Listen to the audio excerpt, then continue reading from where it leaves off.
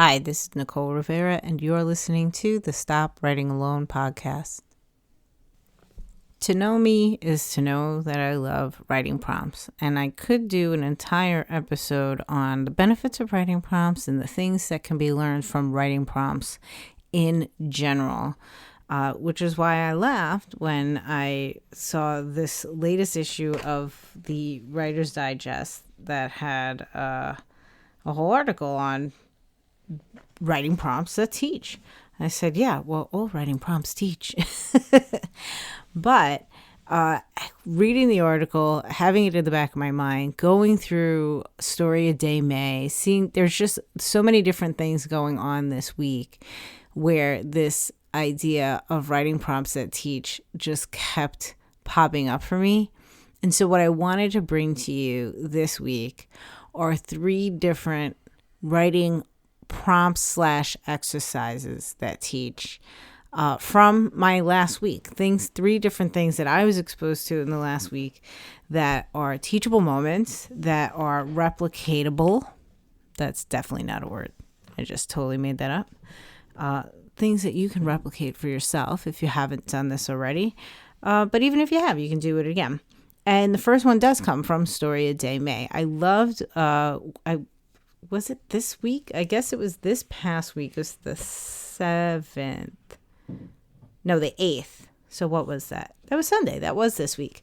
So on the 8th, the prompt for Story a Day May was to write a story in first person point of view from a character or about a character who is completely opposite you. And I was like, okay, that's really interesting. And I sat down and wrote my little story. And the great thing about Story a Day May is that you don't know the prompts before the day starts. I think I usually get the emails a little bit after midnight, maybe like 12:30 in the morning. So I do my prompt on the day, and then the next day a new prompt is revealed. And for the most part, I think, up until that point, each prompt was completely new, really didn't relate to the prompt before. But on the 9th, the prompt was to go back and write that story from third person point of view. And I absolutely love this idea of taking a story. So this is a prompt and or exercise, because you can either do it in this way where you task yourself with writing a story in first person point of view and then come back to it and rewrite it, or just dig through your hard drive, find a story that you've written in one or the other point of view and rewrite it in another. Now, there are very often times in revision you kind of have to do this. You've made a decision that your stories need to be in a different point of view, and maybe you've tackled it in that sense. But I think coming to it fresh with a story that maybe you didn't even intend to, or maybe what was interesting for me is when the 9th came and that prompt came up, I was like, no, that story can't be third person point of view. It only makes sense in first person point of view. So the mental gymnastics that I needed to do to rethink the perspective of the story just to get it into third person point of view was an amazing learning experience. And this was echoed by, I think I've mentioned it, I joined a very cool reading / book club from Daniel David Wallace. If you know Daniel, he's got lots of different writing courses. He's done online sort of, I always think of them as like mini conferences or conventions that he sort of runs just completely virtually. But just this past month, he started a program that he calls Reading with Daniel. And we are reading the book together, Jade City by Fonda Lee.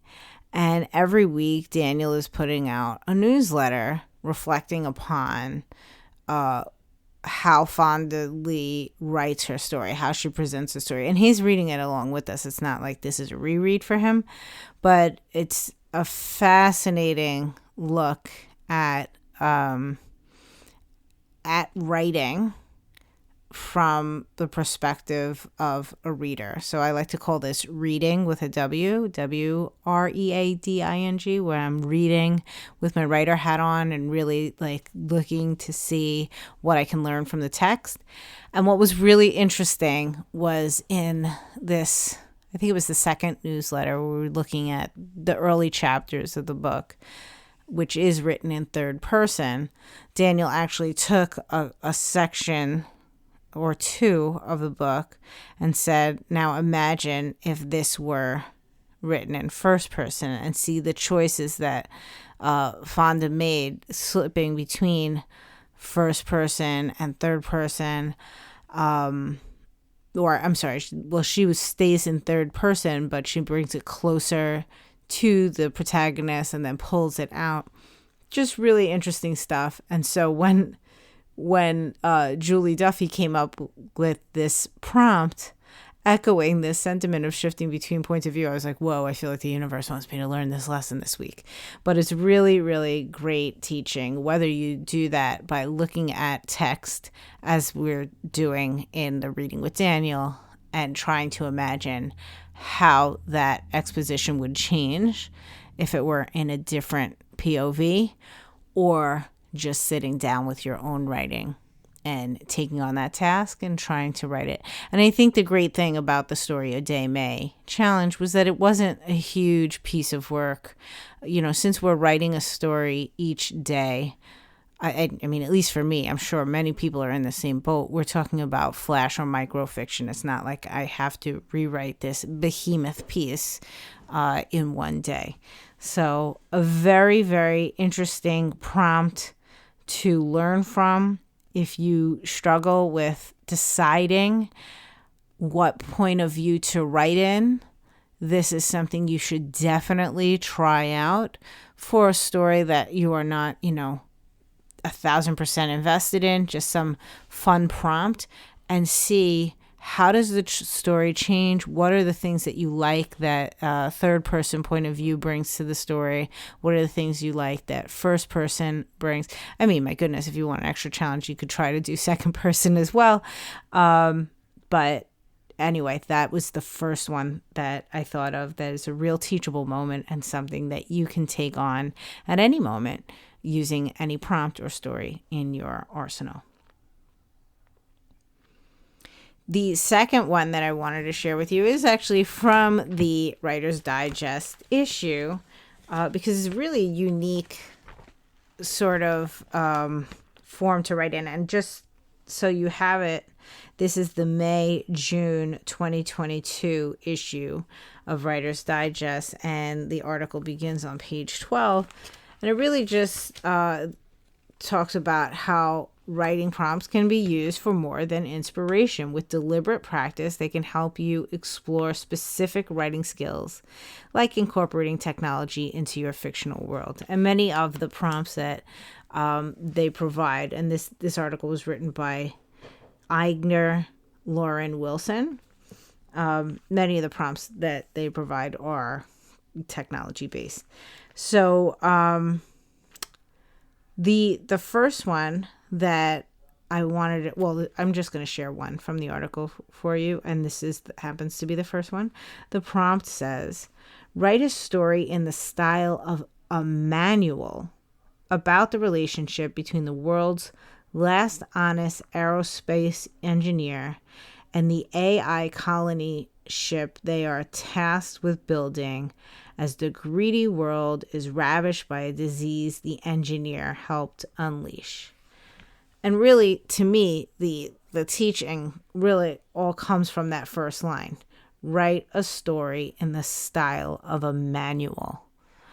I don't know if you've had the opportunity to read many stories that are in one of these non-traditional styles where it's as if you are reading a manual, but as you continue to go through entry by entry, a story unfolds. It's fascinating. So if you've had the opportunity to read it, for sure you can already see where the story potential is.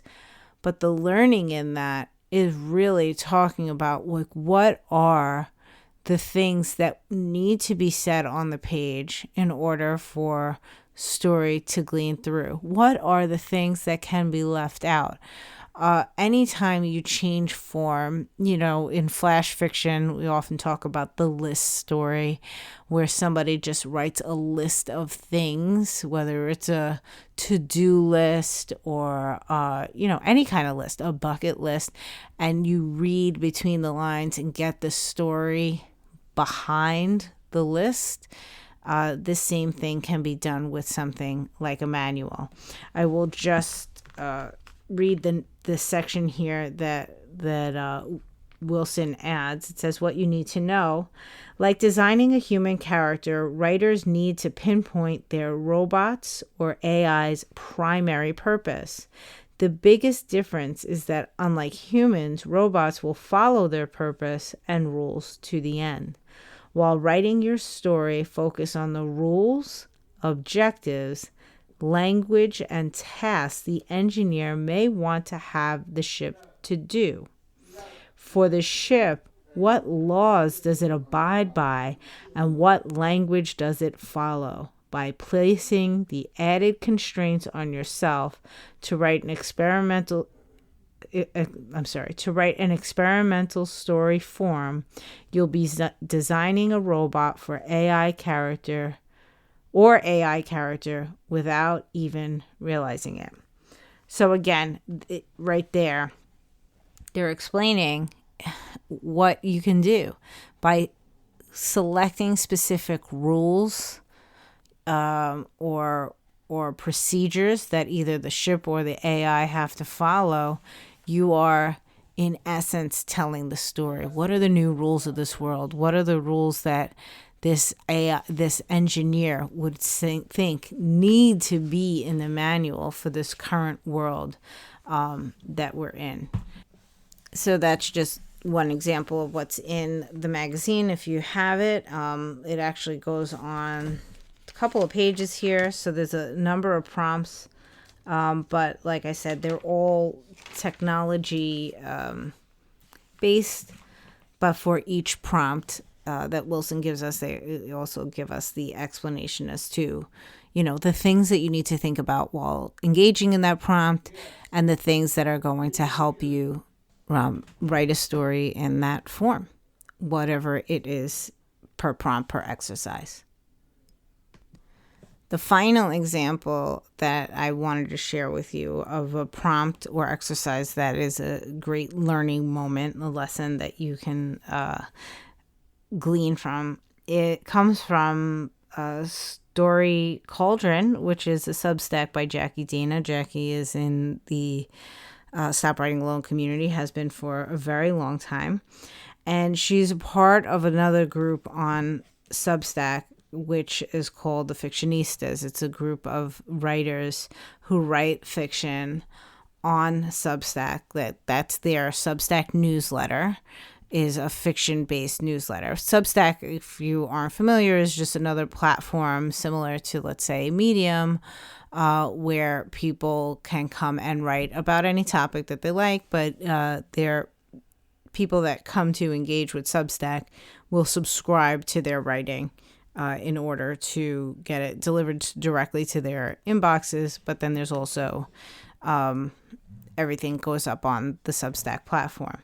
So this week, I think it was Wednesday, Jackie shared on her Story Cauldron Substack the Great Substack Story Challenge that is coming this late spring and summer.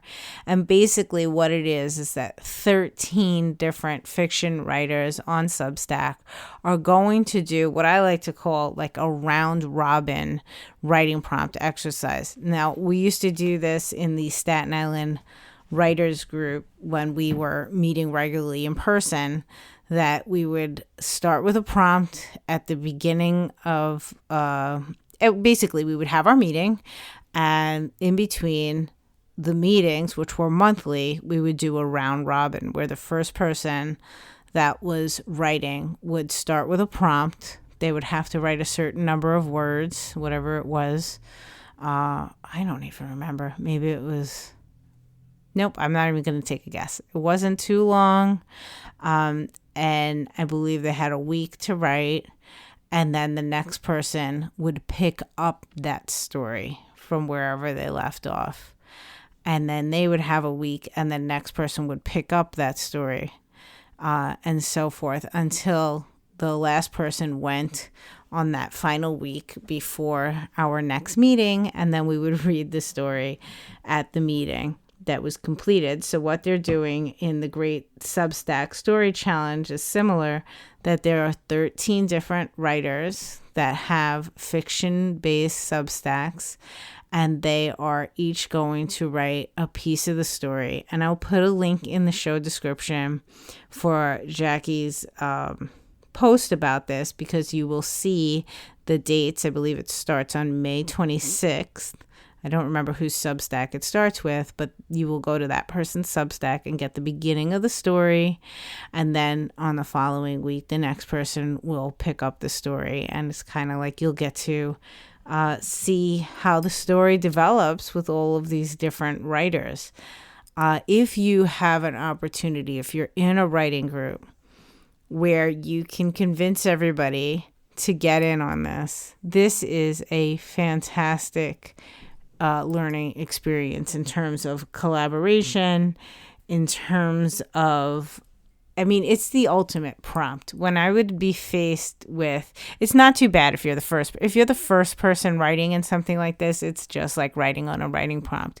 So I would say, if you have the opportunity to do this, you should do it multiple times and sort of rotate so that everybody gets an opportunity to not be first. Because starting out first is like you're writing a regular writing prompt. Except you would leave it a little more open-ended, I guess, for whoever comes next. And then whenever you are the person that either comes second or third or all the middle, it's a really beefy writing prompt, because it's basically everything that has happened up until then is in consideration for what's going to happen in your thread of the story. And then the hardest job, which also should be rotated, is whoever goes last, because it is your task to tie up all the loose ends. So there is learning to be had on every part of this sort of round robin.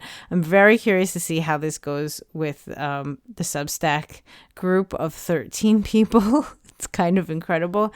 But if you have a smaller writing group, even just 3 or 4 people, you could do something like this over and over again and really have a lot of fun with it, but also learn a lot. And one thing that I learned pretty early on, and I mention this almost every single time on the YouTube channel when I share a Storymatic prompt, because Brian Mooney, when he created Storymatic, had put in 2 rules for every Storymatic game. And one of those rules is you cannot kill the main character. And I say it over and over again, how I learned that lesson from the round robins in Staten Island Writers, because someone would inevitably kill the main character before I got to my part. And I'd say, well, now what? So that was one thing I learned that stuck pretty solidly, but there's plenty to learn in these activities. So that's really the 3 that came to me this week. But as I said, I feel like every writing prompt that you can engage with is a learning opportunity. These 3 in particular feel designed for learning. So just a quick recap: you have the what happened to me in Story Day May this week, writing a story in one point of view, one POV, and then rewriting the story in a second POV. Again, I would recommend that you do that with something very small, but really engage with it and see how it changes your story and the things that you can learn about the different POVs as you're doing it. The second big one came from Writer's Digest, and that's just writing in one of these non-traditional or experimental story modes. I know mode is not the right word. Form. That's what I wanted to say. Form. And the example that was given in Writer's Digest was to write a manual, because story can leak through on all of these things. And the questions that you would have to ask yourself is how do I make that happen? What are the things that I need to add? And what are the things I leave off the page? It's wonderful, wonderful exercise. And then finally, our round robin writing group, writing prompt, stop writing alone, the ultimate not writing alone activity, where you can learn from other writing styles, but also learn how to engage with a growing prompt. And depending on where you are in the round robin cycle, there's just so much to learn in each phase, whether it's starting a story, playing with the middle, or being tasked with wrapping it all up. Great activities across the board. So much learning to be had, but also so much fun. I think whenever you go into these types of activities, and perhaps I should have started by saying this because it may seem counterintuitive, but when you go into these activities in particular that you're looking to learn from, I feel that's when you should be the most forgiving of yourself and go in with the intention to have fun. Just have fun. And that's that. And not take it so seriously, because the learning will happen just with you engaging with it in the first place. But that's it for me this week. I'm going to wrap up now because I feel like I rambled on for quite some time. This Friday, don't forget to head on over to the NV Rivera YouTube channel to get your new writing prompt. And if you haven't been over to my Substack, which is storyhoarder.substack.com, Friday is one of the best days of the week to go there because there's a new short story every single week. And if you have been following along, every Wednesday is a new chapter of my YA novel, Girl Unplugged.